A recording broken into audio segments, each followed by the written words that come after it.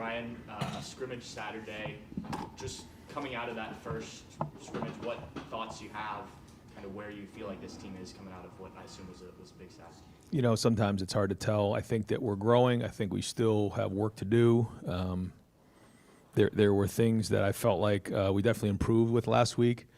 There's still things that, we got to get fixed. We got to get addressed. You know, coming out of the weekend, I felt like we were able to identify some guys that built some depth. Some position battles are still going to go on. This is a big week to take the next step for us. And I think the effort's there. I think the overall execution's got to improve. Each side of the ball has their things that they need to grow upon. And, this is kind of the last week to do that, because after this week, we'll have our scrimmage on Saturday. And it's not just, complete Texas from there on, but like it's getting close. So, we're still in the middle of it. There was a lot of positives, but obviously some things we got to, I guess the best way to put it is in the first 9 practices, we got a lot done, but we got a lot to do. Ryan, obviously, you would have rather had Edric the full time, but you talked about those defensive tackles. You want to see more from them. What do you see from them in the scrimmage? And you feel like that depth, or you're seeing more from them than you thought? Yeah, Edric's been out there, but he hasn't, hasn't had a full camp. So I'm seeing some other guys step up, which has been great. But that battle is still going on. It's something that Coach Johnson is addressing every single day. They know how important it is to step up, and I think we're finding some guys that we feel like we can win with. The question is, how many guys do we feel like can take on the majority of the load and play at starter level and take on that type of a snap count. So we say it all the time, like, you're either a pro or you're a player. If you're a player, that means you flash, that means you can do some things, but you're inconsistent. A pro does it the same way every single time, and that's the challenge. And we've seen guys flash. We need more consistency. Ryan, in addition to leadership, we've talked about Julian's leadership and having to grow in that respect, and he has. In addition to that, where has he grown the most since last year, or maybe even since the spring? Decision making, command of the huddle, timing, anticipating as opposed to reacting. Just I think overall, just you feel like when somebody has taken a certain amount of reps, you want to see the progression and improvement. I think we're seeing that. And last year there were 5 quarterbacks, so those snaps got spread pretty thin. Now he and Lincoln are getting a lot of reps, and so they're improving. And that's, again, you talk about a pro or a player. A pro remembers because he's done it before. A player is learning, and I think for him, he's starting to remember more because he's done a good job of getting mental reps too, because he's getting those physical reps now. But last year there was so many mental reps where he had to sit in the back and watch Will and Dev. But this year he's getting the physical reps. But because he put those mental reps in on the front end, you're seeing growth from both guys. Building off of that, how did they look last week? You called it moving week. Did you see any separation from the 2 guys? There were positives on both ends. There were negatives on both ends. I won't, predict when we'll make this decision, but we're getting more and more information, that we need to make a decision. Where it's at now, we'll let it continue to play out. We'll go back road, Dan Holt. Yeah, you mentioned last week Austin had been taking reps at left tackle. Yeah. A couple of players you talked to Philip Daniels this past week. Where are things kind of at right now on both sides of that offensive tackle? Yeah, you're seeing, Ethan's playing tackle, moving to guard. Tegra's playing guard, but, he can bump out the tackle as well. Austin, Phil, both playing tackle. Luke is inside. Carson's inside. Josh Padilla's inside. Gabe Van Sickle's inside. You're seeing Ian Moore play tackle. And so the idea of a primary and a secondary, I think, is going to really pay dividends down the road. But it's important as we get closer to this first game for guys to really dig in and get the majority of the snaps at where they're going to play. So, we're seeing Austin, take a lot of snaps at left tackle, and we're seeing Phil take a lot of snaps at right tackle. And Ethan is swinging and doing a good job. So, we'll see. Again, by this week, again, we'll have more and more snaps, more and more information, and go from there. I feel like Phillips kind of pushed ahead of Ethan at this point. We'll see this week. We'll see. Yeah, I mean, there's enough on film to lead us to believe that we can win with both guys. Who ends up starting, we'll see. Over here to the right, Dave Holmes. Oh, I didn't have my hand up, but I'll ask a question, sure. So Ryan, as far as things, you mentioned that next week is you kind of last week before game week. I mean, what are the things that you have to settle up before you get into actual game prep mode? Well, I think what you're trying to do is you're trying to figure out what your identity is, but you're also, you don't call it a laboratory. There's probably like 15 to 20% laboratory of like, all right, can we do this? Are we able to, look at some different things? Yeah, we have a little bit of time to do that, but we also want to know what our identity is. We also get to get back to fundamentals because we know how important that's going to be in the first game. And so, by the time we get to next week, we're still working on fundamentals. We're still going good on good, but we're starting to really, dive into game plan stuff 2 weeks out. So it's also good to install things that you're going to need down the road that you may not need in the first week. So, you're building those things up so that when you can pull them out mid-season, you have some stuff on film that you can work off of. Guys have physically done it, body repped it. That's an important part of the preseason. Second row middle, Stephen Hughes. When you go into a first scrimmage in fall camp, when you have a quarterback battle, it doesn't sound like you went into this thinking that you're going to find your starter after the first scrimmage. Maybe you wanted to have multiple scrimmages. So what did you want to learn about Julian and Lincoln in scrimmages in fall camp versus what you're maybe seeing in the spring? Well, I think everything gets ramped up when you get to the preseason. We're installing in the spring. It's offense versus defense, and not every play is designed to attack certain coverages and things like that. You want to do that a little bit when you get into the preseason to see how they're able to respond to that and handle that and be a competitive excellence. And so, it's much different when you're just doing 7-on-7 and throwing and catching the ball, as opposed to everything that comes with the game planning. And as you find yourself later and later into the preseason, guys have seen routes before, they've seen things, so you have to adjust, and then you got to go put it on the field in scrimmage settings. And so it's more game-like, and we want to see guys perform. Right behind him, Spencer Holbrook. What are you seeing from Jalen and Malik in the safety battle, and where does this thing stand?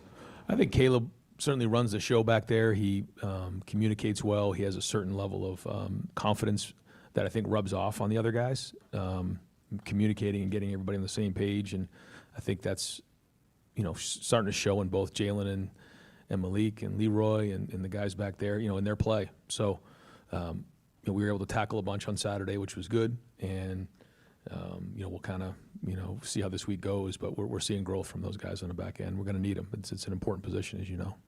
Front row, Austin Ward.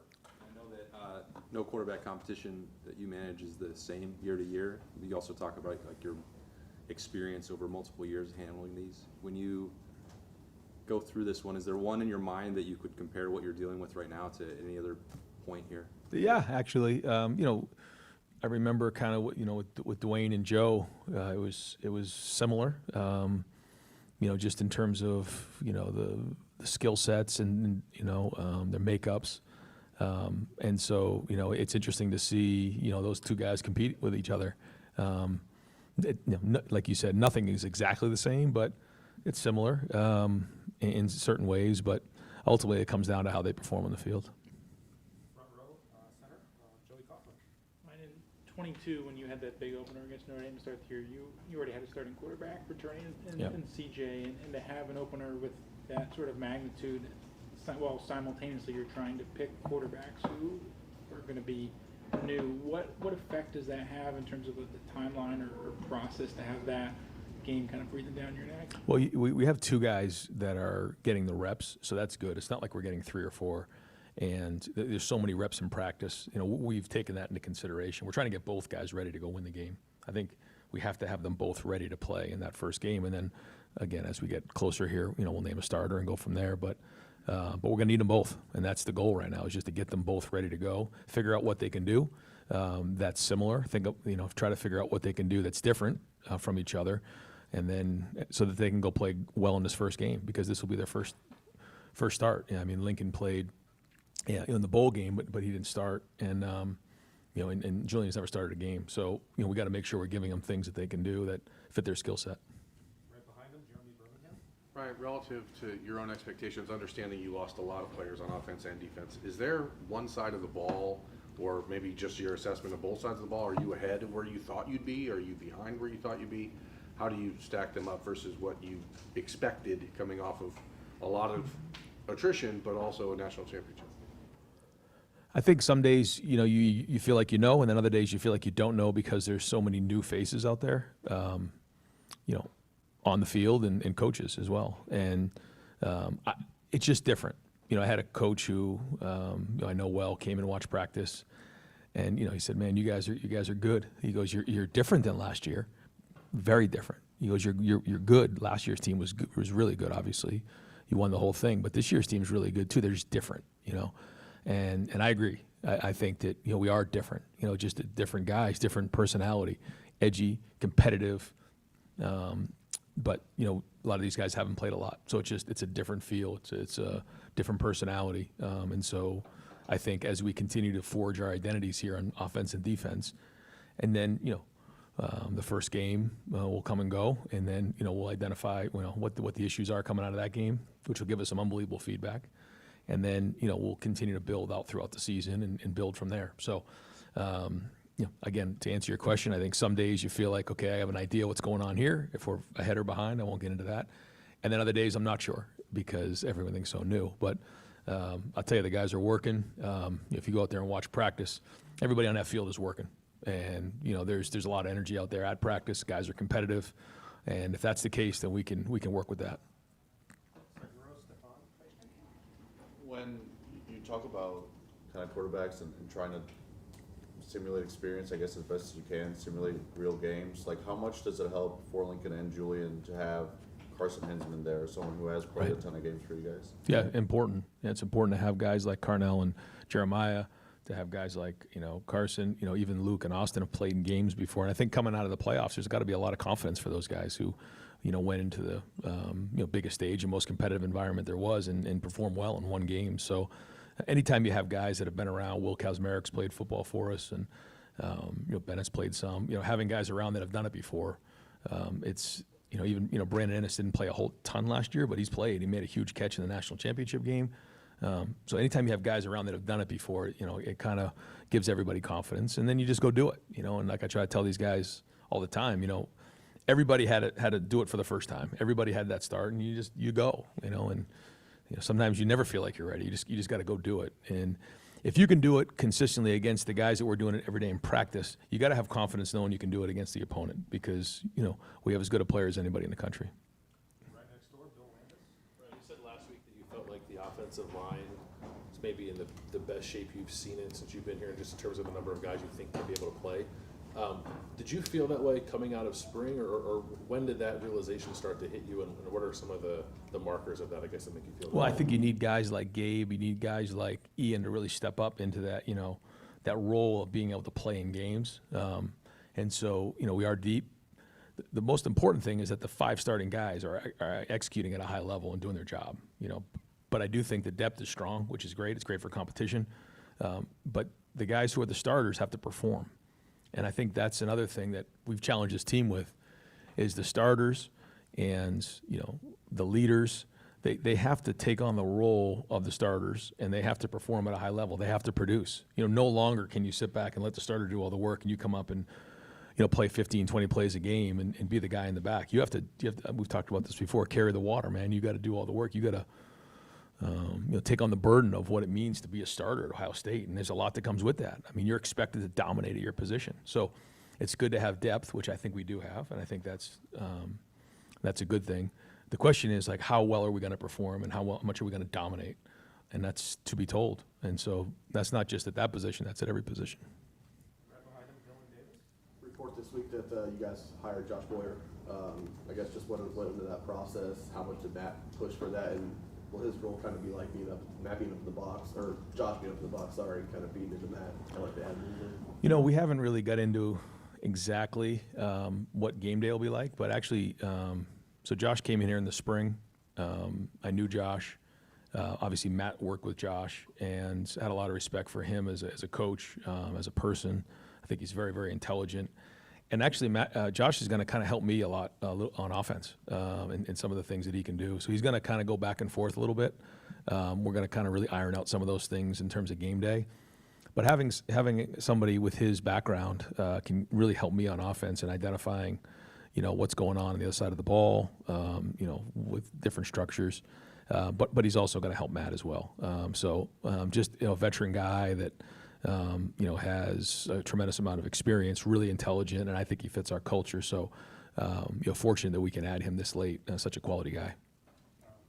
Center, Tony Verdeman. Ryan, back to the secondary. Last year we saw Jermaine eventually work himself into the rotation. Do you see what would it take? Are you seeing the possibilities of rotation at safety or corner this year? Well, just to talk about Jermaine, I just see so much growth in Jermaine in terms of maturity. He's very emotional player, but he's learned to keep those emotions in check. And now he's playing with emotion. He's not letting it play with him. And he's getting more and more mature and more experienced every day. And he's become a great teammate. He builds up guys around him. If he sees something, he calls it out. I got a lot of respect for the way that he does that. He doesn't just let it go. And so, he's become one of our leaders, maybe a little bit unexpectedly, but he leads with his heart. He loves his teammates. He loves Ohio State. He loves the state of Ohio. And, he's fun to be around every day. In terms of rotation, we'll see. How many guys do we feel like we can win with? The answer to that question will dictate how many guys are actually rotating in the back end. And we haven't decided that quite yet. The competition continues. Front row center, Bill Rabinowitz. Just trying to get some clarification. We know that Austin has earned one of those 5 spots just from the way that you've talked. Is his primary position now left tackle, or is it right tackle? I mean, because I think most people expected Ethan to be your left tackle. Where's kind of that stand right now? Yeah, we haven't decided any positions. We usually don't set the depth chart really until a couple weeks out. So we'll wait till then to actually set the depth chart. But right now, Austin's working exclusively at left tackle. We'll go Rob Oliver. Yeah, non-camp, non-depth chart question. You ready? So the dispatch ran a poll entering the season. Always dangerous. And here's one of the questions. How would you rate Ryan Day's 6 years as head coach? Excellent, 54.5%. Above average, 39.6. Average, 3.4. Below average, 1.3. Poor, 1.3. I don't know what you did to the 1.3. But Probably cut him off on 315 the other day. Knowing how fickle fans are, we won't go there too much. How does that make you feel to hear that 95% think that you're doing either excellent or above average when late last November you could flip those numbers? I think you just come to the realization when you're in this position, you just have to have thick skin. You can't worry about those types of things. You have to stand on the principles and values that you believe in. You know what the expectation is, and then you just go from there. And when it's all said and done, I've said this before, you have to win games, but winning games just allows us to continue to do what we love here. And we know what that expectation is. I know what that expectation is, and the responsibility of running a first-class program and doing things the right way, caring about people and winning championships. And that's it. I mean, that's the focus. And so every single day, that's my job and that's the coach's job to continue to drive this building to do that, so that when we all get together on Saturdays, in Ohio and throughout the country, we're proud of the Buckeyes. And it takes everybody. I've said that before. It takes everybody. It takes the red coats at the game. It takes all the fans at home who are watching it through the TV, who are sending great energy. It takes the fans who are supporting the players. It takes the people in town who, support the players in good times and in bad. I mean, it takes, the guys in this room who support our team. And I mean, it takes everybody. And that's what's special about Ohio State. And, my job, everyone has to do their job. everybody has to do their job on the field. The kicker's got to make the field goal. You know, the defensive end's got to rush the passer. You know, the quarterback's got to throw the ball. You know, the kicker doesn't need to know how to block. You just got to kick balls. You know, everyone has to do their job. And, you know, my job is to be the head coach and just drive it and keep pushing and make sure we take care of these young men. One of the things I think we lose focus on is that this game, we're still developing young men, and this game still has unbelievable lessons to learn from and grow from. And, you know, the character of the guys in that locker room is something we take very, very serious. And I think that anybody who's around our players, who get a chance to interview our players, to get a chance to see them around town, know the type of people that we have and the expectation of holding themselves to a higher standard, because that's what it means to be a Buckeye. And so, you know, my children really don't remember anywhere else. You know, they remember moving to Ohio, and this is what they've known going on 9 years. And so, you know, it's in our blood, and it's who we are. No. No. If we didn't open up with Texas, maybe. But you want to take a deep breath. I mean, the first game is a monster right out of the gate. And, you know, I'll just say this, you know, we're excited about playing in that game. I know Buckeye Nation is fired up. It is going to be an unbelievable atmosphere. And I'm not going to get into it now because we're just under 3 weeks away. But we need the shoe rocking, you know, just like it was for the Indiana game, just the way it was for the Penn State game, you know, a couple years ago. You know, they can't get away with the clap. I mean, we got to bring it to put them on silent cadence. It's got to be the loudest it's ever been, and what an unbelievable atmosphere it's going to be. And so, you know, we remind our players that, like, this game is here. You can't all of a sudden just get fired up the week of the game. Like, we're playing that game right now, every single moment. And so, even while I'm here, I got to get back and watch film because we got work to do. Time for two more quick ones. Steve Hellwagon and then Doug Lemery. Yeah, Coach, we didn't get to attend Saturday. If I could just ask, were there 2 to 3 guys each side of the ball who you were happy with how they graded out? Just, I know you don't want to leave anybody out, Right. but just, were there anybody who just, you thought really made a good step on Saturday? You know, we did a champions meeting, so we called some guys out. You know, some guys graded out champions, other guys didn't. You know, there's a lot that goes into that first scrimmage, and it's hard to make a ton of evaluations out of the scrimmage. And again, like you said, if I said one person, then somebody else is gonna, you know, feel slighted. So I try not to do that. I apologize, and I know you're looking for some names right now, but we'll get there. We'll get to the, you know, depth chart hopefully here by the end of the week, and you know, have an idea who those guys are that are stepping up and playing well.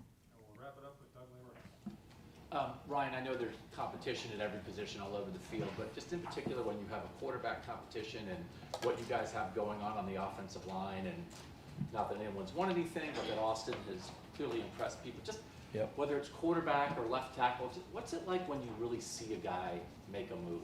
Yep. Or for a coaching staff in the process to watch somebody really seize their moment or start stacking days, and how do you evaluate that? Well, you look at trends. I feel like football is a game of trends. You know, you're never going to know 100% of what it is. You know, it's like game planning. Like, you don't know what's going to happen, but you got to play the trends. You got to play the numbers and then adjust from there.